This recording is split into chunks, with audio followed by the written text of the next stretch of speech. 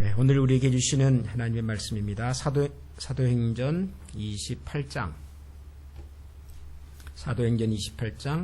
16절부터 22절까지를 한 절씩 교독하겠습니다.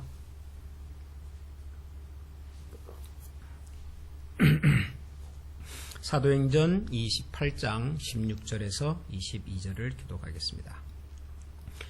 우리가 로마에 들어가니 바울에게는 자기를 지키는 한 군인과 함께 따로 있게 허락하더라. 사흘 후에 바울이 유대인 중 높은 사람들을 청하여 그들이 모인 후에 이르되, 여러분 형제들아, 내가 이스라엘 백성이나 우리 조상의 관습을 배척한 일이 없는데 예루살렘에서 로마인의 손에 죄수로 내준 바 되었으니 로마인은 나를 신문하여 죽일 죄목이 없으므로 석방하려 하였으나 유대인들이 반대하기로 내가 마지 못하여 가이사에게 상소하며 내 민족을 고발하려는 것이 아니니라. 이러므로 너희를 보고 함께 이야기하려고 청하였으니 이스라엘의 소망으로 말미암아 내가 이 쇠사슬에 매인 바 되었노라.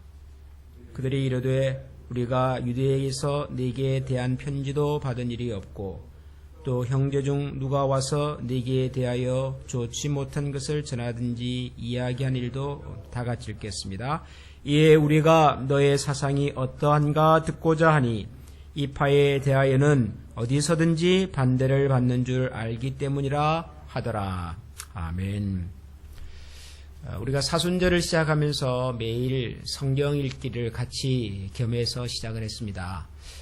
지난 3주 동안 우리는 예수님의 생애와 또 그분의 삶을 기록했던 마태복음, 복음서를 먼저 묵상을 했고, 그 이후에는 예수님께서 부활하시고 승천한 이후에 그의 제자들이 중심이 되어서 시작되었던 교회의 역사, 교회가 어떻게 시작이 되었고 또 그 교회가 어떻게 전 세계로 확장되어 갔는가 하는 교회의 역사를 이 사도행전을 통해서 같이 묵상을 했습니다. 오늘은 이 사도행전의 제일 마지막 부분을 함께 읽었습니다. 예수님으로부터 시작이 되어서 교회가 시작이 되고 또 교회가 확산되어 가는 이 모든 과정들을 쭉 따라와 보면 우리는 몇몇 사람들이 머리에 좀 남습니다. 물론 예수님도 제일 중요한 분이시고 예수님에게서부터 시작이 되었지만 그 예수님에게서부터 시작된 하나님 나라의 가르침이 많은 사람들에게 전해지는 과정에서는 수많은 사람들이 등장을 했습니다. 예수님 시대에는 물론 예수님의 제자 12명의 이름이 먼저 기억이 되고요. 사도행전으로 넘어와 보면 초반부에는 흩어졌던 제자들이 다시 모이기 시작하면서 이제 교회가 형성이 되는데 예루살렘에 있었던 여러 사도들이 등장을 합니다. 대표적으로 베드로가 등장을 했고요. 그 다음에 교회가 이제 모양을 갖춰갈 때 교회를 함께 섬겨갈 평신도 지도자들 7분이 또 세워졌습니다. 스데반, 빌립 같은 분이 등장을 했죠. 그리고는 이방인으로서 군인이었지만 그러나 베드로의 말씀을 듣고 예수 그리스도를 믿는 믿음으로 또 이렇게 헌신한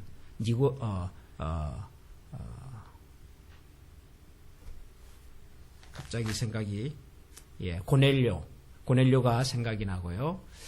이제 그리고는 이제 바울입니다. 바울 사도행전의 후반부를 장식하고 있는 이 바울의 사역. 그리고 그 바울의 사역이 결과적으로 많은 초대 교회들이 세워지는데 결정적 역할을 하게 되었습니다. 그런데 저는 이 중요한 인물들, 예수님, 베드로, 스데반, 바울 이런 이 교회의 복음이 증거되는 이 과정 속에서 아주 결정적 역할을 했던 분들 못지않게 그분들 곁에서 그분들과 함께 일했던, 어쩌면 그분들이 있어서 베드로도 혹은 바울도 우리가 알고 있는 그 사역을 할 수 있는 사람으로 등장할 수 있었던 그 주변의 사람들에 대해서도 좀 생각하게 되었습니다. 오늘 사도행전을 마지막으로 묵상하면서 꼭 한 분, 제가 여러분들과 나누고 싶은 분이 있습니다. 그분은 공교롭게도 사도행전에는 그 이름이 등장하지 않습니다. 그럼에도 불구하고 사도행전에서 어쩌면 가장 중요한 분이라고 말해야 할지도 모르겠습니다. 그분의 이름은 누가입니다. 누가. 우리가 읽은 이 사도행전 28장 16절을 보면 첫 단어가 우리라고 하는 단어입니다. 우리. 우리가 로마에 들어가니 바울에게는 자기를 지키는 한 군인과 함께 따로 있게 허락하더라. 우리라는 말을 사용하고 있습니다. 사도행전을 읽어보면 처음부터 이 성경을 기록한 분이 이 초대교회 역사를 기록할 때 대부분 그 중요한 인물들을 주인공으로 내세워서 기록을 합니다. 예를 들면은 흩어졌던 12 사도들이 120명의 제자들이 혹은 베드로가 스데반이 빌립이 바울이 실라가 바나바가 그렇게 기록을 합니다. 그러다가 어느 시점에 가면 우리가라는 말이 등장합니다. 우리는 이런 말도 등장합니다. 여러분 이게 뭘까요? 왜 베드로가 바울이 바나바가 그렇게 기록하다가 우리라는 말을 쓰기 시작할까요? 여러분 우리 속에는 내가 들어가 있습니까? 들어가 있지 않습니까? 우리 속에는 내가 들어 있습니다. 우리 교회 그럼 그 속에 내가 들어 있죠. 뉴욕에 있는 어떤 교회, 시카고에 있는 어떤 교회, 뉴저지에 있는 어떤 교회, 그럴 때는 그 속에 나는 없습니다. 그러나 우리 교회, 우리 가족, 우리 동네라고 말할 때는 그 속에 내가 들어있는 겁니다. 사도행전이라고 하는 성경을 기록한 분은 누가입니다. 누가복음을 기록했던 분인데 누가복음의 후속편으로 기록한 책이 사도행전입니다. 누가가 초대교회의 역사를 쭉 기술하다가 어느 시점부터 우리라는 말을 쓰기 시작합니다. 무슨 뜻일까요? 그때부터는 누가도 그 현장에 같이 있었다는 겁니다. 우리라는 말이 등장할 때부터는 누가도 바울과 함께 그 현장에 그 장소에 있었다는 겁니다. 우리라는 말이 가장 먼저 사도행전에서 등장하는 곳은요, 사도 바울이 환상 가운데서 마게도냐 사람을 본 바로 그 사건입니다. 원래 사도 바울은 지금의 터키 지역, 성경에서는 아시아라고 부르는 그 지역을 중심으로 선교 활동을 했었고 계속 할 계획이었습니다. 그런데 하나님께서 환상 가운데서 나타나서 마게도냐 사람을 보여주시고 그리고 건너와서 우리를 도와달라는 그런 얘기를 합니다. 그 환상을 보고 사도 바울은 하나님께서 나를 저 바다 건너 유럽 지역에 있는 저 땅에 있는 사람에게도 복음을 전하라는 것이구나 라고는 생각하고 배를 타고 건너갑니다. 그리고 건너가서 제일 처음에 방문했던 도시가 빌립보라고 하는 도시입니다. 거기에 세워진 교회가 빌립보 교회고요. 빌립보 교회에서 가장 유명했던 분은 그 옷감을 팔았던 루디아라고 하는 분이죠. 바울이 그 마게도냐 사람을 보고 빌립보로 건너갈 때 그때 우리라는 말이 등장합니다. 우리가 환상을 보고 함께 빌립보로 건너갑니다. 그리고 그 이후로 사도행전에서는 우리라는 단어가 계속 등장을 합니다. 그리고 오늘 우리가 읽은 28장 16절에 우리가 로마에 들어가니 사도 바울이 드디어 로마에 입성하는 그 순간까지 누가는 바울 곁에 있었다는 거죠. 사도행전의 마지막은 로마를 방문한 사도 바울이 이제 셋집에 머물면서 30절과 31절에 보면 셋집에 머물면서 자기에게 오는 사람들을 다 영접하고 하나님 나라를 전파했다. 이렇게 기록이 되어 있습니다. 사도행전의 마지막이 좀 묘합니다. 이게 글이나 편지가 끝나는 것 같지가 않습니다. 사도 바울이 셋집에 머물면서 2년 동안 사람들에게 복음을 전했는데 그 결과가 어떻게 되었는지, 그 이후에 바울이 어떻게 되었는지 이런 기록이 없습니다. 아마도 사도 바울이 로마에 있는 동안 그 어간에 아마 누가는 초대교회 역사의 마지막을 기록한 것이 아닌가 그렇게 추측이 됩니다. 아직까지 사도 바울이 순교당하기 전에 아직 사도 바울의 죽음에 대한 기록이 없는 것을 보면, 그런데 사도 바울은 이 당시 로마에서 2년 동안 셋집에서 머물면서 이렇게 복음을 전했는데 왜 하필이면 2년이란 말을 썼을까요? 만약 거기서 사도 바울이 최후를 마쳤더라면 그냥 2년이고 3년이고 별 의미가 없지 않겠습니까? 그 말은 2년 후에 뭔가 다른 변화가 생겼다는 것을 암시하는 거죠. 2년을 감옥에서 일종의 가택연금으로 있던 사도 바울은 잠깐 풀려났습니다. 풀려나고는 그가 교회를 세웠던 곳을 다시 좀 방문을 하다가 한 번 더 감옥에 갇힙니다. 사도 바울은 2번 감옥에 갇힙니다.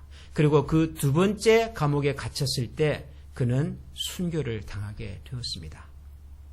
2번째 감옥에 갇혔을 때 그는 자기 인생의 마지막 순간이 다가오고 있다는 것을 직감하고 마치 자기 인생을 돌아보면서 최후의 유언과도 같은 편지 한 장을 남깁니다.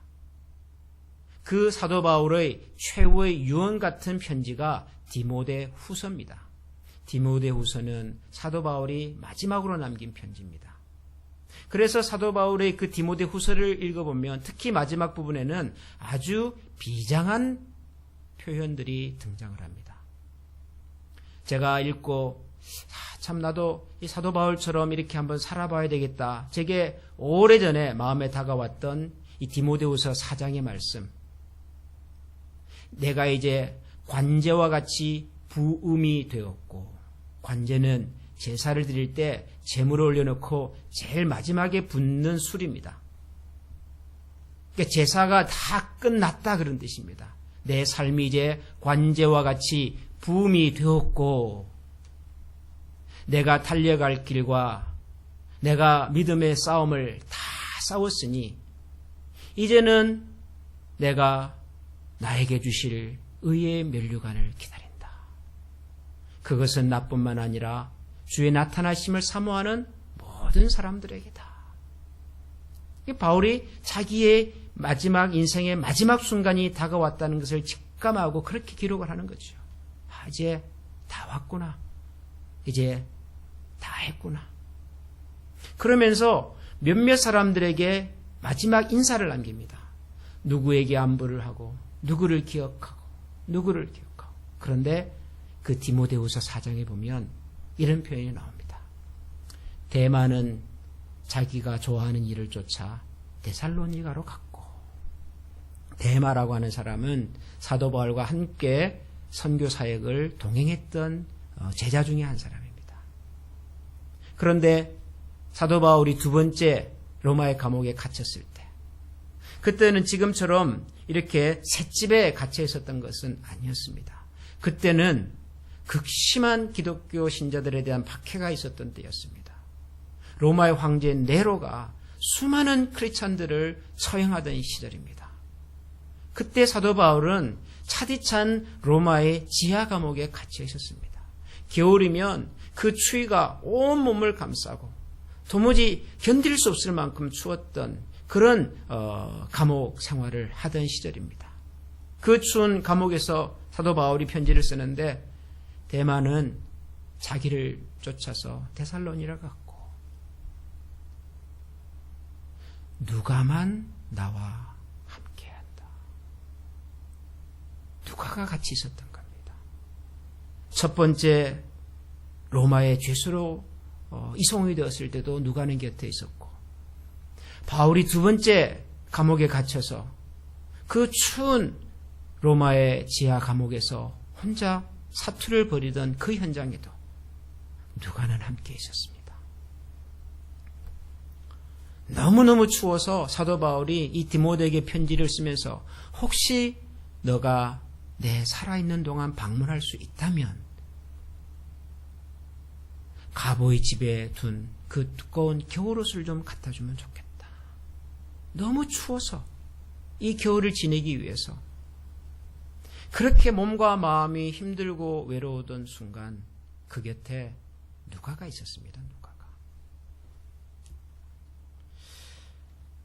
사도 바울 곁에서 바울의 사역을 도왔던 많은 사람들이 있었지만 저는 사도 바울에게 개인적으로 가장 큰 힘과 위로가 되어주었던 사람을 꼽으라고 한다면 저는 누가였다고 생각을 합니다. 공교롭게도 누가는 의사였습니다. 바울에게는 질병이 있었습니다. 바울이 한때 자기 육체에 가시가 있어서 그것을 좀 어떻게 없애달라고 3번이나 기도했는데 하나님께서는 내 기도를 내 은혜가 너에게 충분하다, 족하다 그렇게 말씀을 하셔서 자기는 이 육체의 가시를 평생 품고 살겠노라고 그렇게 말한 적이 있습니다. 여러분 그 육체의 가시는 사도 바울에게 있었던 질병입니다. 질병. 사람들은 사도 바울의 질병이 뭘까 궁금해합니다. 어떤 분은 그것이 좀 정신적인 문제였을 거다 그렇게도 말하고요. 어떤 분들은 그것이 눈과 관련된 질병일 거다 그렇게도 말하고요. 정확하게 알 수는 없습니다. 아마도 추측건데 눈과 관련된 질병의 가능성이 좀 많습니다. 왜냐하면 사도 바울의 편지를 가만 들여다보면 눈에 관한 얘기를 가끔 합니다. 너희들이 나를 정말 사랑하는구나. 어떤 교회 편지를 보내면서 너희들이 나를 얼마나 사랑하는지 마치 너희들이 눈을 빼어서 나에게 주고 싶어 할 만큼 그렇게 사랑하는구나. 그렇게 얘기를 해요. 자기가 눈에 좀 어려움이 있는 거죠. 자기가 눈에 어려움이 있다는 것을 알고 성도들이 내 눈을 뽑아서 당신에게라도 주고 싶습니다. 그렇게까지 했다는 거죠. 사람들이. 어떤 곳에서는 편지를 쓰면서 내가 지금 큰 글씨로 쓰는 것을 잘 봐라 그럽니다. 뭔가 이렇게 눈을 보고 글을 쓰는 것이 편하지 않았구나 하는 것을 짐작할 수도 있습니다. 사도 바울이 다메섹으로 한 도상에서 부활하신 예수님을 만났을 때 눈이 멀지 않았습니까? 영광의 광채를 본 그 다음에 그래서 잘 뜨지 못하고 며칠을 보냈습니다. 아나니아라고 하는 제자가 도와서 겨우겨우 이제는 정상적인 생활을 하기도 했었습니다. 여러 가지들을 종합해 볼 때 사도 바울에게 눈과 관련된 어려움이 있었을 것으로 추측이 됩니다. 근데 그것이 굉장히 힘들었던가 봐요. 오죽 힘들었으면 사도 바울이 3번이나 하나님께 기도를 했겠습니까? 한두 번도 아니고. 근데 그 곁에 누가가 있었던 거예요. 의사였던 누가. 그렇게 유명하거나 화려하지는 않지만 늘 사도 바울과 동행하면서 심지어는 그가 로마로 이송이 되어가는 모든 과정 속에 배를 타고 풍랑을 만나고 배가 파산이 되어서 죽을 뻔했던 모든 현장에 누가는 함께 있었던 거죠. 그리고 사도 바울이 순교하기 직전까지 모든 사람들이 사도 바울을 외면하고 떠나던 그 순간에도 누가는 바울을 지켰습니다. 저는 여러분들과 함께 이 사도행전을 묵상의 마지막을 이렇게 시간을 보내면서 사도 바울이 아닌 사도 바울을 우리가 알고 있는 사도 바울로 남을 수 있도록 도왔던 의사 누가를 기억하고 어쩌면 우리도 이 누가와 같은 삶을 살 수는 없을까?